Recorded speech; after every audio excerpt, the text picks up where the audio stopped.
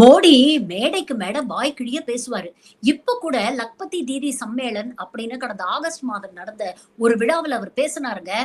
பெண்களுடைய பாதுகாப்பு தான் இந்த நாட்டுடைய டாப் மோஸ்ட் பிரையாரிட்டி. பெண்களுக்கு எதிராக என்ன வன்கொடுமை நடந்தாலும் அத நாங்க பொறுத்துக்கொள்ள மாட்டோம், மன்னிக்கவும் மாட்டோம் அப்படின்னு பேசியிருக்கிறாரு. ஆனா உண்மையான நிலை என்ன தெரியுமா?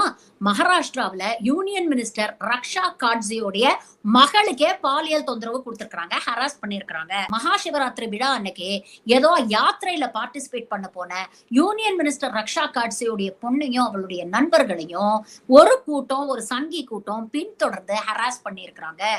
இங்க ஒரு யூனியன் மினிஸ்டருடைய மகளுக்கே பாதுகாப்பு இல்லைன்னா சாதாரண ஏழை எளிய மக்கள் அவங்க வீட்டுல இருக்கக்கூடிய பெண்களுக்கு இந்த கூட்டம் எங்கிருந்து பாதுகாப்பு கொடுக்க போகுது? பேட்டி பச்சாவ் பேட்டி படாவ்லாம் வெறும் விளம்பரத்துக்காகத்தான். உண்மையிலேயே நம்ம வீட்டு பெண்கள் மேல நமக்கு அக்கறை இருந்ததுன்னா பாலியல் குற்றவாளிகளை ஆதரிக்கக்கூடிய பாஜக போன்ற கட்சிக்கு நாம ஓட்டு போடாம இருக்கிறது தான் நல்லது.